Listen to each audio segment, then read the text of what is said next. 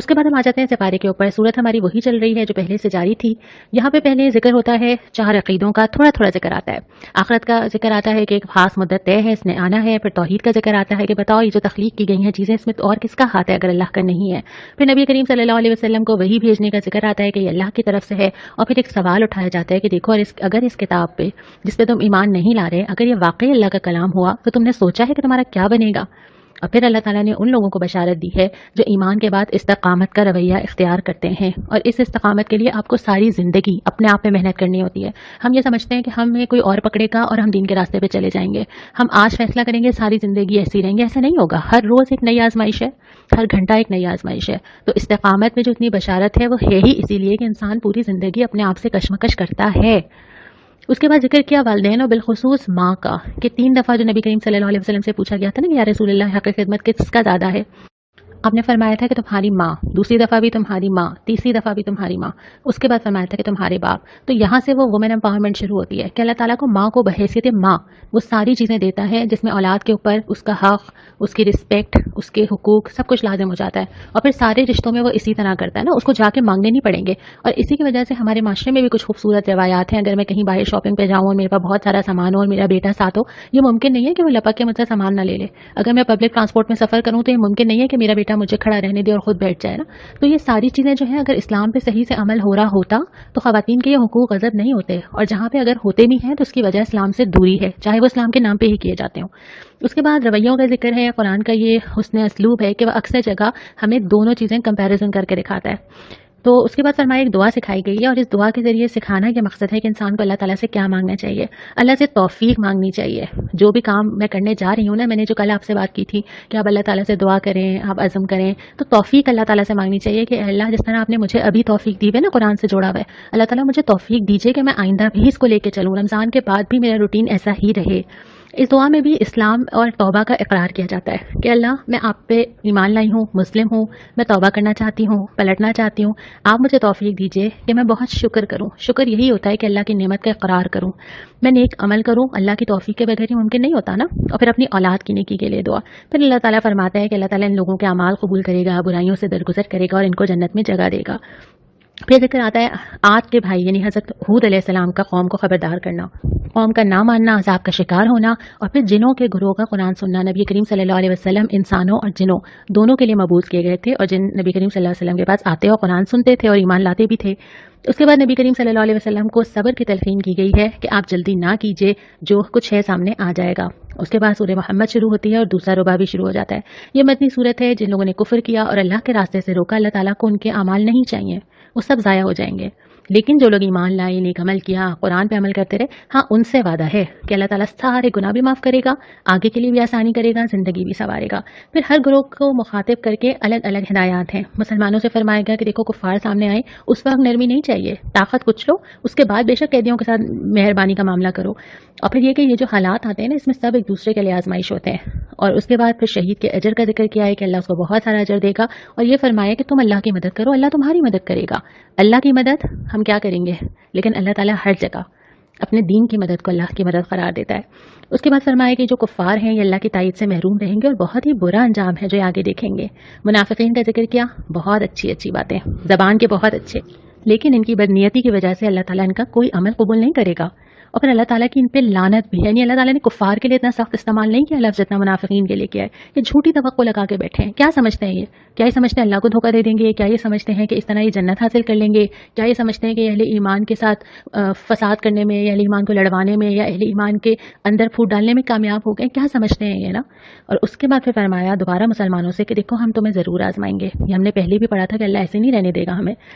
اور پھر اللہ اور رسول کی اطاعت کرو اور کمزوری کا اظہار نہ کرو. جب دین کے مقابلے پہ کوئی آ جائے, جب جنگ کا موقع ہو, اس وقت کوئی ڈائلاگ اور کمپرومائز نہیں ہوگا اپنی طاقت دکھانے کے بعد میں بے شک اس کا راستہ ہے, لیکن اگر کوئی سامنے والا مقابلے پہ ہے تو اس وقت یہ نہیں کیا جائے گا.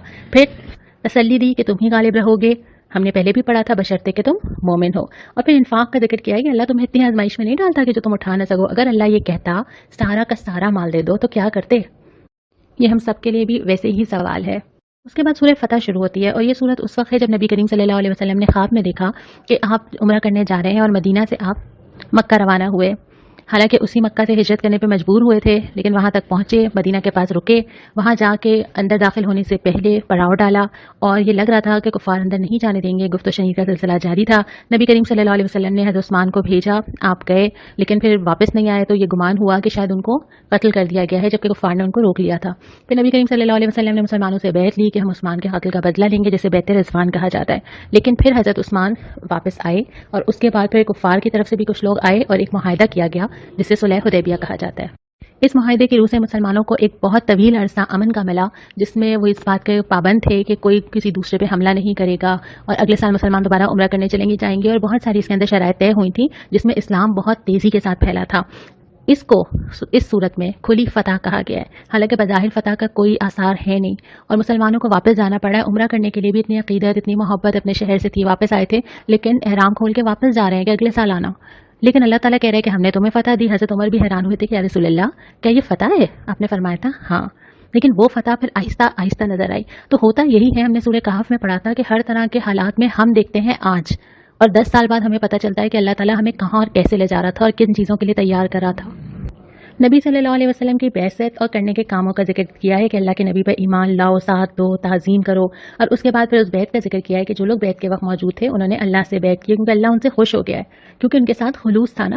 اور اس کے بعد پھر فرمایا کہ اللہ نے تمہیں 3 چیزیں دینے کا وعدہ کیا ہے، ایک تو سکینت کہ سکون، اور ایک یہ کہ فتح جو کہ ان قریب خیبر میں حاصل ہوئی، اور ایک مال غنیمت جو خیبر کی فتح کے بعد جو مال غنیمت تھا نبی کریم صلی اللہ علیہ وسلم نے بیعت رضوان میں شریک صحابہ میں تقسیم کیا تھا۔ اس کے بعد فرمایا کہ ان کے اندر جاہلانہ حمیت بیٹھی ہوئی ہے، جو ہماری برادری، ہماری قوم، یہ ساری چیزیں، اور پھر فرمایا کہ جو دین ہے نا یہ صرف تبلیغ کے لیے نہیں آ رہا، تبلیغ تو دین کا ایک پارٹ ہے، اصل میں تو دین اس لیے آیا ہے کہ وہ دیگر تمام دینوں کے اوپر غالب رہے گا۔ اور پھر نبی کریم صلی اللہ علیہ وسلم کے ساتھیوں کی صفات ہیں کہ وہ کفار پر تو سخت ہیں لیکن آپس میں نہیں ہے، آپس میں بہت رحیم ہے اور اللہ کی خوشنودی میں مشغول رہتے ہیں، سجدے کرتے ہیں۔ اس کے بعد پھر سورہ حجرات شروع ہوتی ہے۔ سورہ حجرات اخلاقی تعلیم ہے۔ سب سے پہلے ایمان کا اولین تقاضا، اللہ اور رسول کا فیصلہ سب سے اوپر ہوگا۔ یہ اسلامی آئین کی یا اسلامی کانسٹیٹیوشن کی بیس ہے، چاہے وہ ملکوں میں کچھ قانون بننا ہو، چاہے وہ گھروں میں فیصلہ کرنا ہو، چاہے مجھے اپنے لیے کرنا ہو، سب سے اوپر ہوگا اللہ اور رسول کا فیصلہ۔ اس کے بعد پھر کچھ اخلاقیات سکھائی گئی ہیں۔ سب سے پہلے یہ کہ نبی کریم صلی اللہ علیہ وسلم کے ساتھ آواز بلند نہ کرو، اور اسی کی وجہ سے مفسرین کہتے ہیں کہ جب کوئی حدیث بھی پڑھی جا رہی ہو یا نبی کریم صلی اللہ علیہ وسلم کا ذکر بھی کیا جا رہا ہو تو خاموشی سے سنا جائے۔ پھر یہ فرمایا کہ اللہ کے نبی جب حجروں کے اندر ہوں تو ان کے باہر آنے کا انتظار کر لیا کرو۔ اس کے بعد بیچ میں ایک موضوع یہ آ جاتا ہے کہ اگر کوئی فاسق کہتے ہیں اس شخص کو جو جھوٹ بھی بول سکتا ہو، جس کی ریپوٹیشن بھی اتنی اچھی نہ ہو، اگر کوئی فاسق کوئی خبر لے کر آئے تو اس کا فوری یقین نہیں کیا کرو۔ اور اس کے بعد پھر یہ کہ اپنی رائے پہ اصرار نہ کرو۔ جب نبی کریم صلی اللہ علیہ وسلم کے کوئی افراد رائے دیتے تھے تو وہ چاہتے تھے کہ انہی کی بات مانی جائے، تو یہاں پہ اس سے گریز کرنے کو کہا گیا ہے۔ اس کے بعد ایک اہم ترین چیز آتی ہے، اسلامی معاشرے کے اندر گروہ لڑ جائیں تب بھی صلح کراؤ، آپس میں 2 بھائیوں میں بھی تعلقات ختم ہوں یا تعلقات خراب ہوں، اس کو بھی درست کرنا ہم سب کی ذمہ داری ہے۔ یعنی کہ مسلمان کا یہ کام نہیں ہے کہ وہ تماشا دیکھتا رہے یا آگ لگاتا رہے یا بڑھاوا دیتا رہے، اس کا کام یہ ہے کہ وہ کسی کا بھی دل کسی سے خراب ہو رہا ہو تو اس کو وہیں پر روکنے کی کوشش کرے، زیادتی کرنے والے کو سمجھائے، عدل سے کام لے، لیکن حتی الامکان کوشش یہ کرے کہ دل جڑے رہیں، اور اسی وجہ سے آگے فوراً وہ ساری چیزیں آتی ہیں جو تعلقات کو خراب کرنے والی ہیں۔ کسی کے بھی دل میں جب کوئی کینہ، کبر یا اس طرح کی کوئی چیز جنم لیتی ہے نا تو یہ ساری برائیاں از خود آ جاتی ہیں۔ سب سے پہلے یہ کہ کوئی کسی کا مذاق نہ اڑائے۔ اب مذاق اڑانے میں کوئی بھی طریقہ ہو سکتا ہے، نقل کرنا، اشارہ کرنا، کسی کی بھی انسلٹ کرنا، تذلیل کرنا، اس کے لیے آپ کوئی بھی طریقہ اختیار کریں، ڈائریکٹ یا انڈائریکٹ۔ اور اسی طرح پھر تانا دینا، یعنی کسی کا کوئی عیب ہو میں نے اس کو بات سنا دینی ہے، میں نے اس کو بتا دینا ہے، انڈائریکٹلی میں نے اس کو کچھ نہ کچھ کہہ دینا ہے، ساری چیزیں اس کے اندر آتی ہیں۔ اس کے بعد یہ برے القاب سے نہ پکارنا، یعنی ایک انسان اچھے راستے پہ بھی آ گیا تو اس کی پرانی برائیاں یاد کرنا یا اس کے اوپر کوئی نام رکھ دینا۔ پھر اس کے بعد یہ کہ فسق سے بچو، یعنی جو فسق ہے نا یہ ایمان سے میچ نہیں کرتا۔ فسق کی اور فاسق کی نشانیاں ہم نے سورہ بقرہ میں پڑھی تھی، بلکہ جہاں تک مجھے یاد ہے آپ نے لکھ کے بھی بھیجی تھیں۔ تو ایمان سے اور فسق دونوں کا آپس میں کوئی ریلیشن نہیں ہے، تو ایمان آنے کے بعد فسق میں مبتلا ہونا بہت بری بات ہے۔ اس کے بعد فرمایا کہ برے گمان نہ کرو۔ برے گمان میں ایک تو وہ والا گمان ہے جو بہت اچھا ہے کہ آپ اچھا ہی سوچیں نا، وہ تو بڑا پسندیدہ ہے۔ دوسرا یہ ہے کہ اگر کوئی بہت ہی ضروری ہو، جیسے عدالت میں جج کو فیصلہ کرنا ہے، وہ تو گمان کرے گا نا، تو اس گمان کی تو اپنی حد تک انصاف کے ساتھ اجازت ہے۔ پھر اس کے بعد یہ ہے کہ اگر آپ کو کسی کے بارے میں کسی کی شہرت واقعی بہت خراب ہے لیکن آپ اس سے اچھا گمان نہیں کر سکتے، ڈیل کرنا ہو، بزنس کرنا ہو، رشتہ کرنا ہو، تو آپ کیسے اچھا گمان کریں گے؟ تو وہاں پر بھی گنجائش ملتی ہے، لیکن وہ والی چیزیں جس میں مجھے کچھ نہیں پتا، मैं नहीं जानती किसी के बारे में, मैं अज्यूम कर लेती हूँ। और वो वाली चीज़ें जो मेरे सामने खुली हुई नहीं है और मैं सोचती हूँ कि अच्छा ये हुआ होगा और ये हुआ होगा, उसने ये सोचा होगा और उसने ये कहा होगा, इस बात का ये मतलब होगा, अच्छा किसी ने अच्छा किया है तो उसका क्या मकसद होगा। और ये पूरी चेन मेरे दिमाग में चल रही होती है, जो चीज़ें मुझे पता नहीं होती और जो चीज़ें कन्फर्म नहीं होती, मैं खुद ही कड़ियाँ जोड़ के केस बनाती हूँ, उसकी कोई गुंजाइश नहीं है। उसके बाद ये कि तजस्सुस ना करो, जो चीज़ तुम्हें नहीं पता तुम्हें मालूम करने की ज़रूरत नहीं है। यहाँ तक कि किसी इस्लामी हुकूमत को भी इसकी इजाज़त नहीं दी गई कि वो लोगों के घरों में झांक के देखे कि लोग क्या कर रहे हैं, तो आम शहरी को तो खैर बिल्कुल भी नहीं मिलती। दूसरी बात यह है कि एक मुसलमान दूसरे मुसलमान का चौकीदार नहीं है, ये हमारी जिम्मेदारी नहीं है कि हमें सब कुछ मालूम हो। और तीसरी बात यह कि किसी के घर में क्या हो रहा है पूछना, सवाल करना, जा के खबर लेना, किसी तीसरे आदमी से पूछना, इन सब की कोई गुंजाइश नहीं है। फिर आखिरी चीज़ ये कि गीबत ना करना, इंतहाई शिद्दत के साथ जिक्र है कि जैसे तुम अपने मरे हुए भाई का गोश्त खाओ। और गीबत से भी सिर्फ वही चीज़ें मुस्तस्ना है, जैसे अगर कोई मजलूम है और वो अदालत में जाके जालिम की शिकायत करता है, ये गीबत तो जायज़ है। या अगर कोई ऐसा मशवरा है, मिसाल के तौर पे मैं किसी से पूछूं कि मैंने फलाना के साथ कारोबार करना है, आपकी क्या राय है, तो अगर राय छुपाई जाएगी तो ये उससे बड़ी बुराई हो जाएगी। या ये कि अगर कोई रिश्ता तय होने और मालूमात की जा रही हो, ऐसे मौके पे ठीक राय देना ठीक है, लेकिन इसके अलावा गीबत की कोई गुंजाइश नहीं मिलती। ये जो छोटी चीज़ें ना, ये दिन में हम पता नहीं कितनी दफ़ा करते हैं। शायद दिन में कई बार हमें आइडिया ही नहीं है, क्योंकि हमारी ऐसी आदत बन चुकी है कि हम ये सारे काम बगैर सोचे समझे करते चले जा रहे हैं। और इन सारी चीज़ों से संभलने का एक बड़ा तरीका तो यही है कि इंसान अपनी ज़बान को काबू में रखे। अल्लाह ताला के नज़दीक इंसान की इज़्ज़त बहुत ज़्यादा मोहतरम है, और ये जितनी चीज़ें हैं ये किसी भी इंसान की इज़्ज़त ख़राब करने वाली हैं। और जो इंसान किसी दूसरे की इज़्ज़त ख़राब करता है वो बहुत बड़ा गुनाह करता है। और इसकी तलाफ़ी भी यही है कि उस शख्स से जाके माफ़ी मांगी जाए, शायद वो माफ़ कर दे तो अल्लाह माफ़ कर दे। या अगर वो दुनिया में नहीं है तो उसकी तरफ से सदका किया जाए, उसके लिए दुआएं की जाए, शायद अल्लाह ताला कोई रास्ता निकाल दे। वरना ये कि अल्लाह ताला उस शख्स के गुनाह मुझे दे दे या मेरी नेकियां उसे दे दे, तो ये ज़बान से निकलने वाले अल्फाज कोई मामूली चीज़ नहीं है। अल्लाह ताला ये भी फरमाते हैं कि अल्लाह ताला की इबादत का जो रजिस्टर है ना, अगर वो बहुत अच्छा भी हुआ, लेकिन अगर लोगों के साथ मेरे मामलात अच्छे नहीं है तो मैं अल्लाह ताला की पकड़ से और उसका नतीजा हासिल किए बगैर बच नहीं सकती। तो इस बात का बहुत ख्याल रखना चाहिए कि ये जो मेरी ज़बान से अल्फाज निकल रहे हैं, इन सब की गिरफ्त है। और यही मैं अपने लिए भी पसंद करती हूँ ना। मैं चाहती हूँ कि मेरी इज्जत महफूज रहे, कोई मेरे बारे में ऐसी बात ना करे, कोई मुझे ताना ना दे, कोई मुझे मेरी गिबत ना करे। तो अल्लाह ताला चाहता है कि मैं दूसरों के लिए भी ऐसा ही सोचूं।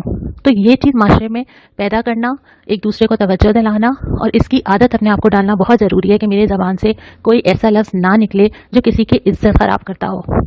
उसके बाद फिर सूरह कहफ शुरू होती है, मक्की सूरत है, आखिरत का जिक्र आता है। अल्लाह ताला की तमाम निशानियों को सबक बताया जाता है कि रुजू करने वाले शख्स इससे सबक ले सकते हैं। फिर फरमाया कि जो गुज़िश्ता कौमें हैं ये भी इबरत के सामान है, और अल्लाह ताला इंसान की रग एक गर्दन से ज़्यादा करीब है। सब जानता है वो क्या चल रहा है दिल में, वसवसे क्या आते हैं, सोचता क्या है, सब उसको मालूम है। हर एक ठीक बदला एक दिन पा लेगा। और फिर नबी करीम सल्लल्लाहु अलैहि वसल्लम को सब्र और नमाज की तलकीन की। उसके बाद सूरह ज़ारियात जो मक्की सूरत है वो शुरू होती है। यहाँ पे भी अल्लाह की निशानियाँ और रोज़े जज़ा का जिक्र है कि एक दिन वो ये देख लेंगे। उसके बाद फिर जिक्र है मुत्तकीन का, और उनकी सिफ़ात क्या बताई हैं कि वो एहसान करने वाले होते हैं।